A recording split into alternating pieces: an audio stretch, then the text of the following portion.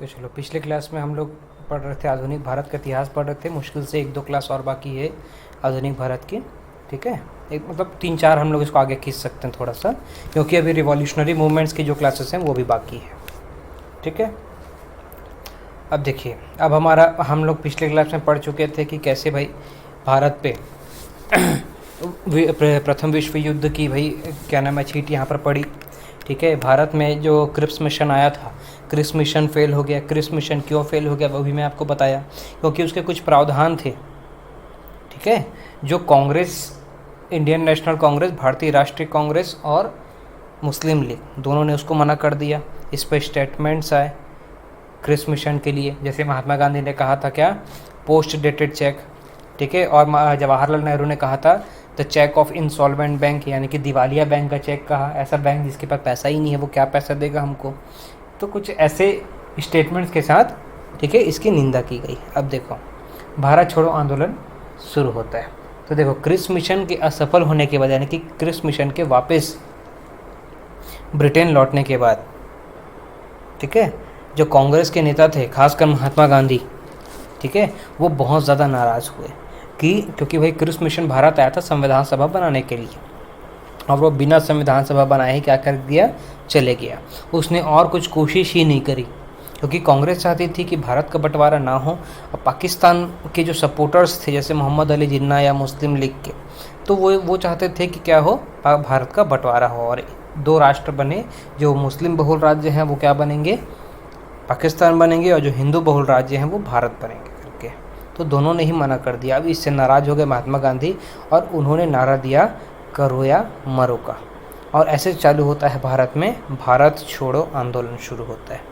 ठीक है, तो भारत छोड़ो आंदोलन की जो शुरुआत है वो 8 अगस्त 1942 की मध्य रात्रि से, इसका मतलब है 9 अगस्त 1942 को शुरू होता है, रात को 12 बजे, रात को 12 बजे, ठीक, रात को 12 बजे शुरू होना था, यानी कि 8 अगस्त की मध्य रात्रि, यानी कि 9 तारीख को शुरू होता है क्या, भारत छोड़ो आंदोलन, क्विट इंडिया मूवमेंट्स। तो क्विट इंडिया मूवमेंट्स के लिए जितनी भी भाई यहाँ पर मतलब जो इसके कारण थे, तो मुख्य कारण अगर आपको पूछे तो मुख्य कारण आपको ही पता है कि क्रिप्स मिशन के असफल हो जाने के कारण भारत छोड़ो आंदोलन मुख्य तौर पर शुरू किया गया। और मैं आपको पिछली बार बताया था कि पूर्ण समझौता के बाद जो भारतीय थे वो हरिजनों की सेवा में क्या कर दिए थे, अपने समय लगा दिए थे।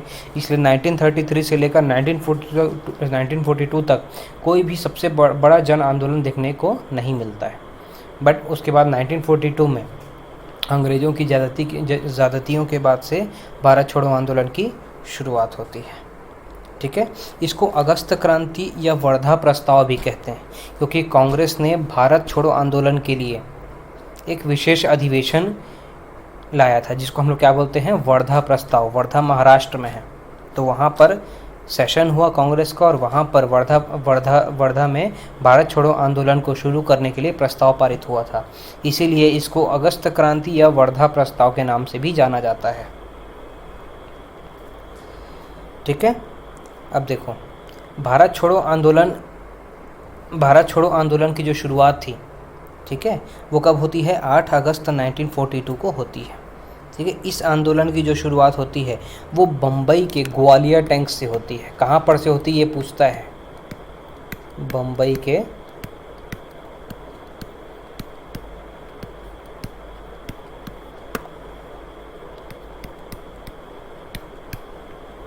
ग्वालियर टैंक से होती है, बम्बई के ग्वालियर टैंक से होती है। क्या होती है, भारत छोड़ो आंदोलन की शुरुआत होती है, और यहीं पर महात्मा गांधी क्या करते हैं, करो या मरो का नारा देते हैं। देखिए, आपको जगह का नाम पूछ सकता है कि भारत छोड़ो आंदोलन की शुरुआत कौन से स्थान से हुई है, तो स्थान का नाम क्या है, बम्बई का ग्वालियर टैंक। ठीक है, यहाँ से शुरुआत होती है किसकी, भारत छोड़ो आंदोलन की। पर देखो, ब्रिटिशर्स को ये बात पता थी, इसलिए ब्रिटिशर्स ने क्या किया कि भारत छोड़ो आंदोलन एक जन आंदोलन बन सकता है। वैसे भी पहले भी जितने भी जन आंदोलन हुए थे, 3 सबसे बड़े जन आंदोलन आप जानते हो। सबसे पहला क्या था, नॉन कोऑपरेशन मूवमेंट, यानी कि असहयोग आंदोलन 1920। ठीक है, ये भारत का पहला जन आंदोलन माना जाता है। दूसरा था सिविल डिसोबीडियंस मूवमेंट, यानी कि सविनय अवज्ञा आंदोलन 1930, ये भी बहुत बड़ा जन आंदोलन था। और तीसरा सबसे बड़ा जन आंदोलन बनता है क्विट इंडिया मूवमेंट 1942। तो ब्रिटिशर्स को डर था कि 2 बार जो भाई जन आंदोलन हुए हैं इनको बंद कराने में हमारे पसीने छूट गए, हमने बहुत सारा चीज़ खो दिया, तो कहीं तीसरा मत शुरू हो जाए। इसीलिए वो इस आंदोलन को रोकने के लिए क्या करते हैं, भारतीय नेताओं को, जो बड़े बड़े भारतीय नेता थे, इनको रोकने के लिए वो क्या चालू करते हैं, ऑपरेशन ज़ीरो आर शुरू करते हैं।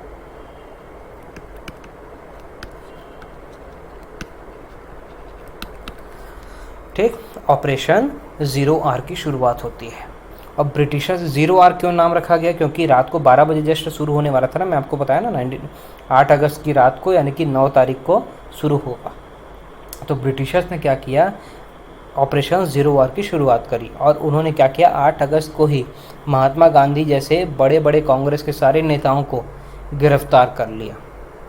ठीक है, और गिरफ्तार करके इनको कहाँ रखा, बॉम्बे में जो आगा खां पैलेस है, आगा खां पैलेस मुंबई में, यहाँ सबको नज़रबंद कर दिया, यानी कि कैद कर दिया। ठीक है, और बहुत सारे अस्थायी जेल बनाए गए, और ऐसे करके जितने भी शीर्ष नेता थे सभी को क्या कर दिया गया, अंडरग्राउंड कर दिया गया। ठीक है, पर देखो यहाँ से जितने भी बड़े नेता थे वो तो सब कहाँ हो गए, आगा खां पैलेस में कैद हो गए। तो अब ये आंदोलन चलेगा कैसे, तो ये भारत का वो पहला आंदोलन था जो क्या था, एक लीडरलेस रिवॉल्यूशन कहते हैं इसको।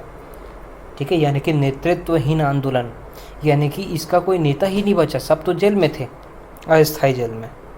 तब भी ये आंदोलन क्या हुआ, बहुत अच्छे तरीके से चला, और यहाँ से बहुत सारे छोटे छोटे जगहों से बहुत सारे छोटे युवा नेता बाहर आए। जैसे इन युवा नेताओं में सबसे बड़ा नाम आता है जयप्रकाश नारायण का।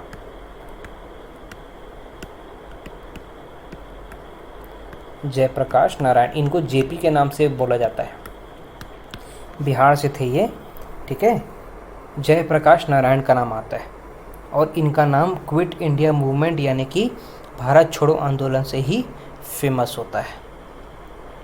ठीक है, और इन्हीं लोगों ने भूमिगत होकर यानी कि अंडरग्राउंड होकर इस आंदोलन को सफलतापूर्वक इसके स्थान पर पहुंचाया। तो जयप्रकाश नारायण हो गए, अरुणा आसफ अली, राम मनोहर लोहिया, ये जो नेता थे, राम मनोहर लोहिया, अरुणा आसफ अली और जयप्रकाश नारायण, इन सब ने भूमिगत होकर क्या किया, इस आंदोलन को बहुत अच्छे से चलाया। ठीक है, एक नाम और आता है उषा मेहता का, एग्ज़ाम में पूछ सकता है कि क्विट इंडिया मूवमेंट के दौरान भूमिगत होकर रेडियो का संचालन, सफलतापूर्वक संचालन किसने किया था, तो उषा मेहता ने किया था। ठीक है, ये अंडरग्राउंड होकर क्या करी थी, रेडियो से क्या करी थी, अपना मैसेजेस पहुंचा रही थी शीर्ष नेताओं तक, या बाकी सभी नेताओं को मैसेज पहुंचा रहे थे। ठीक है, बहुत जगह पर तो समानांतर यानी कि पैरेलल गवर्नमेंट चलने लग गई, कि एक जगह ब्रिटिश गवर्नमेंट अपना चला रही है, साथ साथ एक जगह इंडियन गवर्नमेंट चला रही है, तो ऐसे समानांतर सरकार चलाने लग गई। तो सबसे पहली समानांतर सरकार, अगर आपको पूछे कि भारत की सबसे पहली समानांतर सरकार, ठीक है, कहाँ पर चली, तो याद रखना उत्तर प्रदेश का एक आज तो जिला बन गया है बलिया, उत्तर प्रदेश के बलिया जिले में। ठीक है, चित्तू पांडे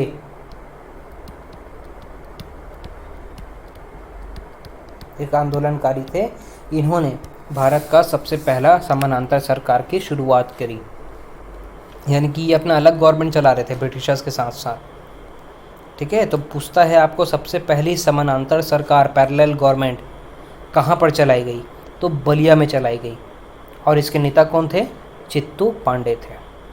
ठीक है, रेडियो का संचालन किसने किया था, उषा मेहता ने किया था। ठीक है, और जयप्रकाश नारायण, राम मनोहर लोहिया, सभी का नाम लिखना, राम मनोहर लोहिया और जो अरुणा आसफ अली है, इन्होंने क्या किया था, भूमिगत होकर इस आंदोलन का संचालन किया था।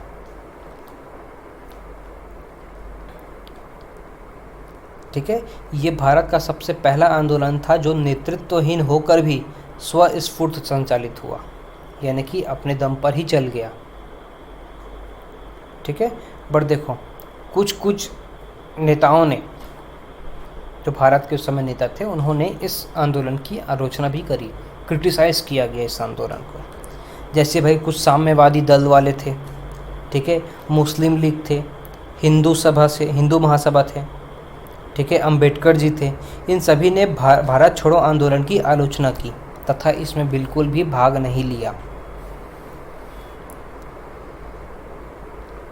ठीक है,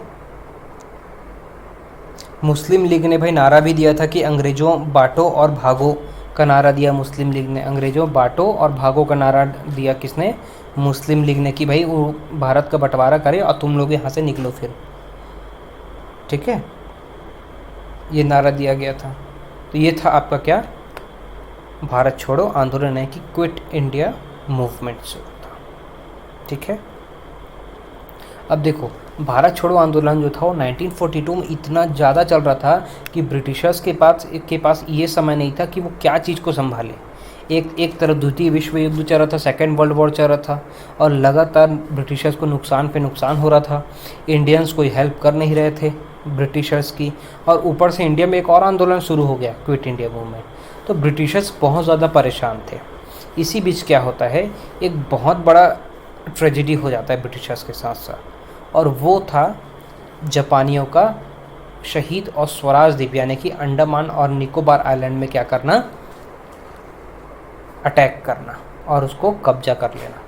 ठीक है, तो यहाँ पर हम लोग पढ़ेंगे 30 दिसंबर 1943 की वो कहानी। 30 दिसंबर 1943 की वो कहानी हम लोग याद रखेंगे। ठीक है, 30 दिसंबर 1943 की कहानी देखेंगे। तो देखो 1942 में ये आंदोलन चलते गया, ब्रिटिशर्स की कोई हेल्प नहीं करते गया, और धीरे धीरे क्या हुआ कि जो सुभाष चंद्र बोस थे, ये आज़ाद हिंद फौज के माध्यम से जापान से संपर्क करते हैं, और जापान से फिर क्या करते हैं, जापान सिंगापुर इधर से आते हुए क्या करते हैं, जो जापान था वो क्या करते हैं, अंडमान एंड निकोबार आइलैंड को ब्रिटिशर से मुक्त करा लेते हैं। ठीक है, अंडमान निकोबार यानी कि आज़ाद हो जाता है, समझ लो, यही समझ लो। ठीक है, और अपने वादे के तहत, क्योंकि जापानियों का हमसे कोई दुश्मनी नहीं था, उनका ब्रिटेन से दुश्मनी था, इसीलिए, और आज़ाद हिंद फौज की मदद से जो सुभाष चंद्र बोस थे वो किसकी हेल्प करते, जापान की हेल्प करते, इसलिए जापान ने अपने वादे के तहत अंडमान एंड निकोबार को किसको दे दिया, सुभाष चंद्र बोस को दे दिया। और तब सुभाष चंद्र बोस ने 30 दिसंबर 1943 को अंडमान का नाम शहीद रखा और निकोबार आइलैंड का नाम क्या रखा, स्वराज रखा। ठीक है, तो शहीद और स्वराज क्या है, शहीद अंडमान को बोलते हैं और स्वराज निकोबार आइलैंड को कहते हैं। ठीक है, 30 दिसंबर 1943 की बात है ये, जब सबसे पहले अंडमान निकोबार फ्री हुआ ब्रिटिशर्स से। ठीक, और इसका क्या नाम रखा गया, शहीद और स्वराज रखा गया।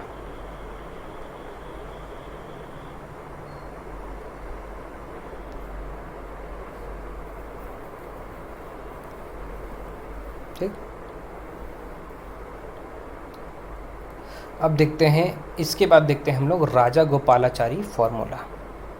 ठीक है, तो भाई स्वतंत्र भारत के सबसे पहले भारतीय गवर्नर जनरल, स्वतंत्र भारत के सबसे पहले भारतीय गवर्नर जनरल कौन थे, राजा गोपालाचारी थे। पर स्वतंत्रता से पहले 1944 में ये एक क्या थे, फ्रीडम फाइटर थे। ठीक है, तो भाई देखो राजा गोपालाचारी क्या कर रहे थे, ये सब सिचुएशन के बीच में, कांग्रेस और मुस्लिम लीग के बीच में, ठीक है, उन दोनों के बीच में मीडिएटर बन के दोनों को भाई दोनों को सलाह कराने के लिए एक प्रस्ताव लाते हैं।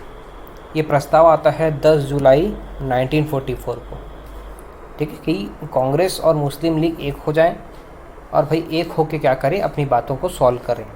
इसके लिए 10 जुलाई 1944 को एक फार्मूला आया जिसे हम कहते हैं क्या, राजा गोपालाचारी फार्मूला। ठीक है, और देखो ये जो फार्मूला था ना, ये कहीं ना कहीं इनडायरेक्ट वे से पाकिस्तान की अवधारणा पर था, यानी कि पाकिस्तान के निर्माण की अवधारणा पर आधारित था। कहीं ना कहीं इसीलिए कांग्रेस ने राजा गोपालाचारी फार्मूला को क्या कर दिया, मना कर दिया, यानी कि इनके उस आइडिया को क्या कर दिया, मना कर दिया कि हम आपकी बात नहीं सुन सकते। ठीक, अब देखो तो ऐसा कौन सा प्रस्ताव दिया था राजा गोपालाचारी ने, तो उसको देखते हैं। तो भाई इस प्रस्ताव की मुख्य विशेषताएं क्या क्या है। अब देखो, मुस्लिम लीग भारतीय स्वतंत्रता की मांग का समर्थन करे। अभी तक मुस्लिम लीग सिर्फ अपने एक ही बात पर अड़ी है कि हमको भारत की स्वतंत्रता तभी हो सकती है जब हमको भारत से अलग होकर मुस्लिम बहुल राज्य पाकिस्तान मिले। ठीक है, ये मांग थी। तो भाई इन्होंने सुझाव दिया कि मुस्लिम लीग क्या करे, भारतीय स्वतंत्रता की मांग का समर्थन करे। इसका मतलब तो यही होगा कि वो कांग्रेस का भी समर्थन करे। ठीक है, अब देखो जो प्रांत थे यानी कि जो स्टेट्स थे, राज्य थे, उसमें अस्थायी सरकारों की स्थापना के कार्य में मुस्लिम लीग कांग्रेस के साथ सहयोग करे।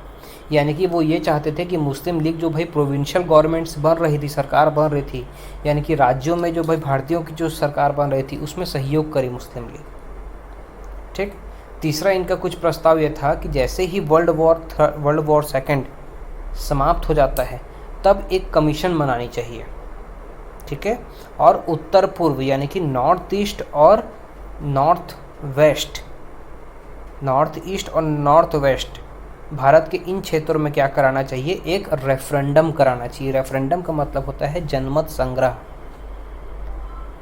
ठीक है, और जनमत संग्रह कहाँ कराना चाहिए, जहाँ पर सबसे ज़्यादा मुस्लिम्स हैं, यानी कि मुस्लिम बहुल क्षेत्रों में।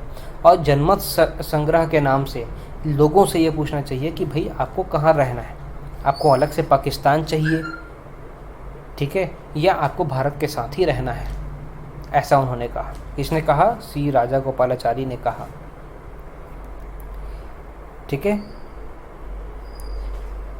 अगर देश का विभाजन होता है तो कुछ सब्जेक्ट्स जैसे भाई डिफेंस, कॉमर्स यानी कि वाणिज्य, कम्युनिकेशन डिपार्टमेंट, संचार और आवागमन इत्यादि के संबंध में दोनों राष्ट्रों के मध्य कोई संयुक्त समझौता किया जाए कि अगर भाई पाकिस्तान और इंडिया अलग अलग होते हैं तो दोनों के बीच में भाई डिफेंस से रिलेटेड, ट्रेडिंग से रिलेटेड, कम्युनिकेशन से रिलेटेड और भाई आने जाने के लिए कोई एक जॉइंट क्या हो, पैक्ट हो, यानी कि समझौता किया जाए।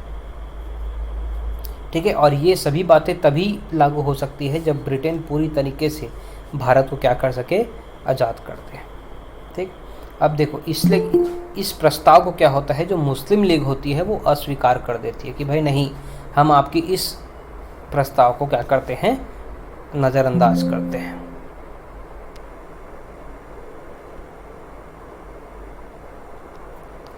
ठीक है, क्या करते हैं, नज़रअंदाज करते हैं। और कांग्रेस ने भी क्या किया इस योजना की, कहीं ना कहीं, क्योंकि उनको लग रहा था कि कहीं ना कहीं इससे क्या हो जाए, देश अलग ना हो जाए। क्योंकि देखो यहाँ पर बंटवारे की भी बात की गई है। तो भाई उन्होंने, कांग्रेस ने कहा कि भाई क्यों करेंगे बंटवारा, क्योंकि कांग्रेस चाहती नहीं थी कि भारत का बंटवारा हो, और मुस्लिम लीग यही चाहता था कि बंटवारा हो। ठीक है, इसीलिए कांग्रेस और मुस्लिम लीग दोनों ने इस प्रस्ताव से मना कर दिया और कुल मिलाकर सी राजा गोपालाचारी जो फार्मूला था वो असफल साबित हो गया। ठीक, अब इसके बाद अब देखो जो राजा गोपालाचारी फार्मूला था वो कब आया था, 10 अप्रैल 1944 को आता है। ठीक, इसके बाद आता है आपका वेबल योजना। तो भाई देखो वेबल योजना का जो ड्राफ्ट था वो लगभग 4 जून 1945 तक आ गया था। बट लगभग आप ये समझ लो कि सेकेंड वर्ल्ड वॉर जैसे ही ख़त्म होता है ब्रिटेन में, तो ब्रिटेन और उसकी जो सहयोगी देश होते हैं, ठीक है, वो क्या करते हैं, भारत के उस समय के जो वाइस रॉय थे लॉर्ड वेबल, ठीक है, तो भाई लॉर्ड वेबल ने भी क्या किया था, भारत के लिए एक ठो कुछ प्रावधान लाने के लिए कोशिश करी, जिसको हम लोग क्या बोलते हैं, वेबल योजना कहते हैं। ठीक है, और लॉर्ड वेबल के इस योजना के कुछ प्रावधान क्या क्या थे, तो देखो शिमला सम्मेलन में क्या किया गया था, वेबल योजना का एक प्रस्ताव प्रस्तुत किया गया। शिमला समझौता 1945 में होता है। आगे उसके बाद शिमला समझौता के बारे में भी और बताऊंगा आगे। ठीक है, तो शिमला सम्मेलन में क्या होता है, वेबल योजना के लिए एक प्रस्ताव पारित किया जाता है, लाया जाता है सामने। ठीक है, इसमें ये कहा जाता है कि जो भारतीय हैं वो खुद अपना संविधान बना नहीं लेते, यानी कि इंडियन जब तक खुद का संविधान नहीं बना लेते तब तक जो वाइसरॉय की कार्यकारिणी परिषद थी, यानी कि उनकी जो एग्जीक्यूटिव काउंसिल थी, गवर्नर की एक एग्जीक्यूटिव काउंसिल होती थी ना, जो बहुत सारे महत्वपूर्ण मामलों पर निर्णय देती थी, तो उनका जो यानी कि वाइसरॉय का, लॉर्ड वेवल का जो कार्यकारिणी परिषद थी, एग्जीक्यूटिव काउंसिल थी, उसका भारतीयकरण किया जाए, यानी कि उसमें जितने भी लोग होंगे वाइसरॉय को छोड़कर वो क्या होंगे, भारतीय होंगे, क्योंकि अभी तक ब्रिटिशर्स भी रहते थे उस मेंबर में, काउंसिल में। तो अब वो काउंसिल में लॉर्ड वेवल को छोड़कर, यानी कि वाइसरॉय को छोड़कर सभी लोग क्या हो जाने चाहिए, इंडियन हो जाने चाहिए। ठीक, आया समझ में। और उसमें ये कहा गया कि उसमें भारतीय नेताओं को, मुस्लिम्स के तरफ से, और भाई जो सवर्ण हिंदू होते हैं सभी के तरफ से एक एक रिप्रेजेंटेटिव्स क्या किया जाए, यहाँ पर भेजा जाए, जिसमें दलित वर्ग वाले भी होने चाहिए और सिख भी होने चाहिए। ठीक, गवर्नर जनरल और सेना अध्यक्ष यानी कि आर्मी चीफ का पोस्ट छोड़कर सारे जो पोस्ट होते हैं वो भारतीयों को सौंप दिए जाए। ठीक है, जिनमें कुछ मुसलमान होंगे, कुछ भारतीय नेता होंगे, कुछ सवर्ण हिंदू होंगे, कुछ सिख होंगे, तो कुछ दलित होंगे, यानी कि सभी की तरफ से प्रतिनिधि कुछ ना कुछ होने ही चाहिए। और गवर्नर जनरल यानी कि वाइसरॉय, उस समय गवर्नर जनरल का नाम चेंज हो गया था, तो वाइसरॉय और सेनाध्यक्ष यानी कि आर्मी चीफ के पोस्ट को छोड़कर सारे पोस्ट जो होंगे वो इंडियंस को मिल जाने चाहिए, ऐसा कहा गया।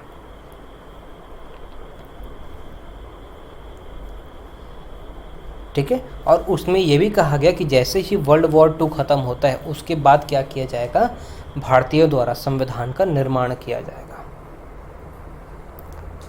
ठीक है, अब देखो मुस्लिम लीग ने क्या किया, इस प्रस्ताव को यानी कि वेवल योजना का स्पष्ट तौर पर क्या कर दिया, अस्वीकृत कर दिया, यानी कि मना कर दिया। क्यों, इसमें पाकिस्तान को यानी कि मुस्लिम लीग को कहीं भी ये नहीं लग रहा था कि हमारा अलग से क्षेत्र बन सकता है, क्योंकि उनको कहीं लग ही नहीं रहा था, क्योंकि कोई स्पष्ट क्लियर बात ही नहीं किया कि पाकिस्तान के लिए पाकिस्तान अलग से बनेगा कि नहीं बनेगा, विभाजन होगा कि नहीं होगा। ठीक है, डिवीज़न यानी कि पार्टीशन होगा कि नहीं होगा, ये कोई नहीं कहा। कांग्रेस ने भी इस प्रस्ताव को ठुकरा दिया। वो क्यों ठुकरा रहे थे, क्योंकि इसमें हिंदुओं और मुसलमानों के रिप्रेजेंटेटिव्स का जो भाई रेशो था वो समान था, यानी कि एक था। अब भाई देखो, जितने ज़्यादा, जिसकी संख्या ज़्यादा होगी नेता भी उसके ज़्यादा आएंगे, और जिनकी संख्या कम हो उसके नेता कम आएंगे। ये कांग्रेस का कहना था, पर मुस्लिम लीग का कहना था कि भाई नहीं, हमारे भी बराबर आने चाहिए उनसे, कांग्रेस के। तो ये कांग्रेस को नहीं पसंद था, इसीलिए कहीं ना कहीं ये वाला जो प्रस्ताव था ये क्या हो जाता है, मना हो जाता है, असफल हो जाता है। ठीक, ये था आपका वेवल योजना। ठीक, तो जो वेवल योजना का प्रस्ताव था ना, ये शिमला समझौता में ही आता है। ठीक है, तो शिमला समझौता वेवल योजना से कोई अलग नहीं है, बट हम लोग कभी कभी इस चीज़ को शिमला समझौता से अलग पढ़ते हैं। ठीक, तो अब हम लोग देखेंगे शिमला सम्मेलन 1945। ठीक है, तो जो वेवल योजना था वो भी शिमला समझौता का ही भाग है। ठीक है, तो हम लोग पढ़ेंगे क्या, शिमला समझौता 1945। ठीक, तो देखो वाइसरॉय क्या करते हैं, शिमला में भारतीयों का एक सम्मेलन बुलाया जाता है जो 25 जून से शुरू होता है। ठीक है, और 14 जुलाई तक लगभग चलता है। इस सम्मेलन में क्या हुआ था, राजनीतिक दलों के अलग अलग जो डिसीजन थे या उनका क्या क्या भाई मन था, क्या मत था, सबका अलग अलग मत होता था, इन सारे मतों पर विचार करने के लिए बुलाया गया। ठीक है, इन सारे मतों पर विचार करने के लिए बुलाया गया। ठीक, कहाँ पर बुलाया गया, शिमला में बुलाया गया। ठीक है, शिमला में बुलाया गया। ठीक, अब देखो कांग्रेस जहां इस सम्मेलन में अखंड भारत की मांग कर रही थी, कि कांग्रेस ये कहती थी कि भारत का विभाजन मत हो, भारत का विभाजन मत हो। ठीक है, वहीं पाकिस्तान चाहता था कि भाई हमको अलग से क्या मिले, मुस्लिम लीग मिले। ठीक है, तो कांग्रेस यहाँ पर क्या कर रही थी, एक अखंड भारत का सपना देख रही थी, और वहीं कहीं ना कहीं मुस्लिम लीग क्या कर रही थी, पार्टीशन करने के बारे में सोच रही थी। और इसी के कारण शिमला समझौता भी क्या हो जाता है, असफल हो जाता है। तो शिमला समझौता के तारीख, डेट आपको पूछे जा सकते हैं। ठीक है, अच्छा इसमें एक क्वेश्चन और पूछा जा सकता है कि कांग्रेस की जो प्रतिनिधि मंडल थी, यानी कि कांग्रेस की तरफ से कांग्रेस की अध्यक्षता कौन कर रहे थे शिमला समझौता में? तो कौन कर रहे थे? अबुल कलाम आज़ाद कर रहे थे। कौन कर रहे थे?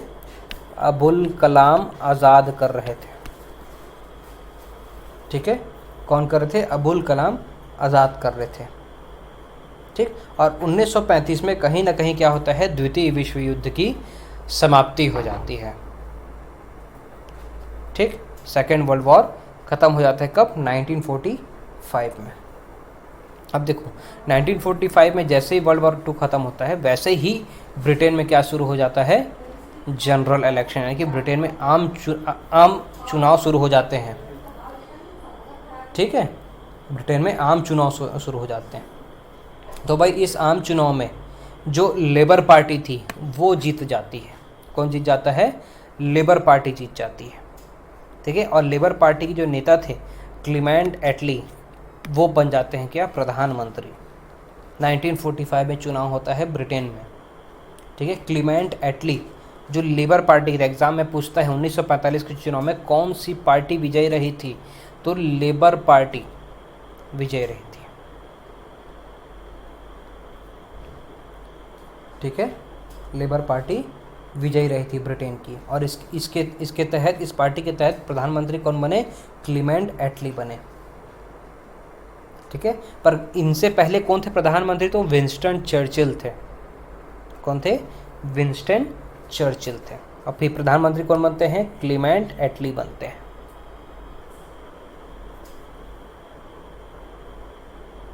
ठीक है, और क्लीमेंट एटली ने भाई अपनी चुनावी घोषणा में ये कहा था कि अगर हमारी पार्टी जीतती है तो हम भारतीयों के लिए एक संविधान सभा का निर्माण करेंगे, और हुआ भी ऐसा ही।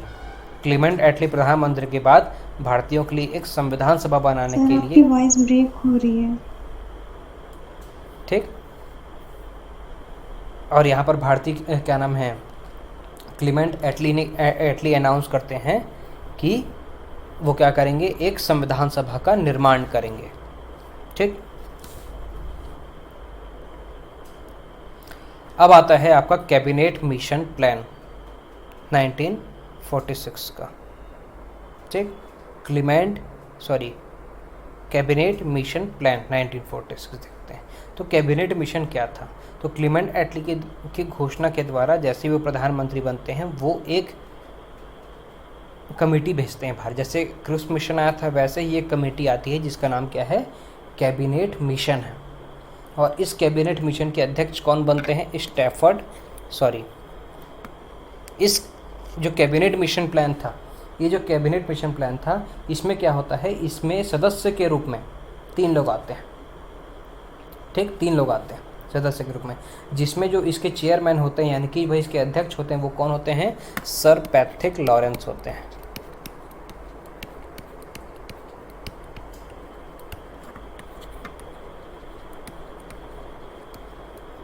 कौन है? सर पैट्रिक लॉरेंस बनते हैं। ठीक, कौन थे? इसके चेयरमैन थे। इसके साथ साथ और कौन आते हैं? तो देखो जब मैं आपको बताया था ना कि क्रिप्स मिशन आया था, तो क्रिप्स मिशन के जो अध्यक्ष कौन थे? स्टैफर्ड क्रिप्स, वो भी इसके मेंबर बन के आते हैं।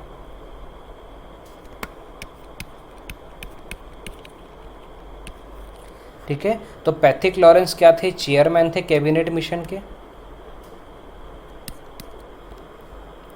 और स्टैफर्ड क्रिप्स क्या थे? मेंबर थे। ठीक, इसके साथ एक और आते हैं जो नौसेना मंत्री थे उस समय, नौसेना यानी कि नेवी के मिनिस्टर थे। कौन? सी अलेक्जेंडर। तो आपसे एग्जाम में पूछ सकता है कि निम्न में से कौन कैबिनेट मिशन के सदस्य नहीं थे? तो सर पैट्रिक लॉरेंस क्या थे? चेयरमैन थे। स्टैफर्ड क्रिप्स और सी अलेक्जेंडर, ये 3 लोग क्या थे? कैबिनेट मिशन प्लान में मेंबर थे। ठीक, ये हैं सर पैट्रिक लॉरेंस। ठीक, अब हम लोग देखेंगे कैबिनेट मिशन के कौन कौन से प्रावधान थे। ठीक, तो देखो कैबिनेट मिशन जो था वो भारत पहुंचा था 1946 में। ठीक, भारत कब पहुंचा था? 24 मार्च 1946 को, 24 मार्च 1946 को भारत पहुंचा था क्या, कैबिनेट मिशन। ठीक, और 16 मई 1946 को, इसमें अपडेट लिख लेना साथ में, 16 मई 1946 को कैबिनेट मिशन ने अपनी जो योजना थी, यानी कि वो जो योजना बनाए उसको उन्होंने प्रस्तुत किया सबके सामने कैबिनेट मिशन में।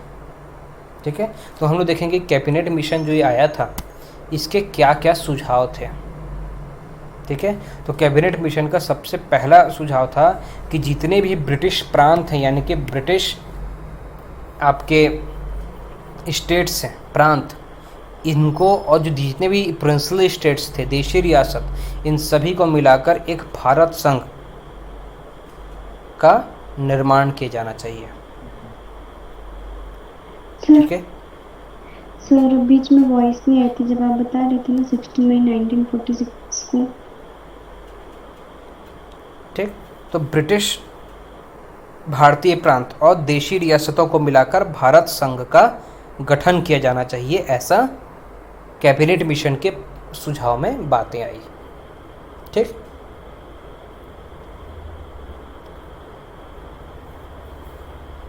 अब देखो, जो भारतीय संघ को विदेशी मामले, रक्षा और संचार साधनों की देखभाल करने और इस संदर्भ में टैक्स लगाने का अधिकार होना चाहिए, ऐसा भी इन्होंने कहा कि ये जो भारत संघ बनेगी वो फॉरेन मिनिस्ट्री, डिफेंस मिनिस्ट्री और कम्युनिकेशन, इन 3 चीज़ों को क्या करने के लिए, यानी कि इसमें टैक्स लगाने का और इसको संचालित करने का क्या करे, कार्य करे। ऐसा किस में कहा गया, कैबिनेट मिशन में कहा गया। ठीक, इन्होंने कहा कि संविधान निर्माण के लिए एक संविधान निर्मात्री सभा का गठन किया जाएगा, यानी कि एक कॉन्स्टिट्यूएंट असेंबली की नींव रखी जाएगी। ठीक है, जो आम चुनाव के तहत होगा, यानी कि जो कॉन्स्टिट्यूशन असेंबली बनेगी, जो संविधान बनाएगी, उसका चुनाव कैसे होगा, इलेक्शन के ज़रिए होगा, ऐसा कहा गया। ठीक, इसमें यह भी कहा गया कि जो संविधान सभा बनेगी उसमें कुल 389 मेंबर्स होंगे, यानी कि 389 सदस्य होंगे, जिनमें से ब्रिटिश प्रांतों में से 296 सदस्यों का चयन किया जाएगा, यानी कि चुनाव किया जाएगा, और देशी रियासतों से 93 राजाओं का चयन किया जाएगा। तो कुल मिलाकर 389 सदस्यों का चुनाव किया जाएगा। 10 लाख की जनसंख्या वाले क्षेत्र से एक सदस्य चुना जाएगा, ये भी कहा गया। 10 लाख की जनसंख्या वाले क्षेत्र से एक सदस्य का चुनाव किया गया। ठीक है, और ये भी कहा गया कि भाई जितनी भी रेसिडुअरी पावर्स होंगी वो किसके पास होनी चाहिए, प्रांतों के पास होनी चाहिए।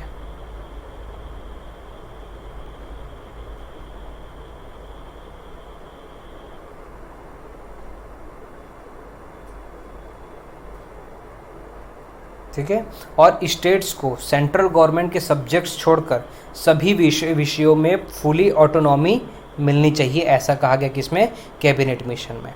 अब देखो, कैबिनेट मिशन की इस मांग को पाकिस्तान ने, यानी कि मुस्लिम लीग ने मना कर दिया, क्योंकि वो क्या चाहते थे, 2 संविधान सभा चाहते थे, और कैबिनेट मिशन ने भी वही कहा जो क्रिप्स मिशन ने कहा था कि हम सिर्फ एक संविधान सभा बनाएंगे, वो भारत के लिए। और मुस्लिम लीग को ये सही नहीं लगी, इसलिए वो नाराज़ हो गया, उन्होंने इस प्रस्ताव को मना कर दिया। ठीक, तो ये थी आज की क्लास।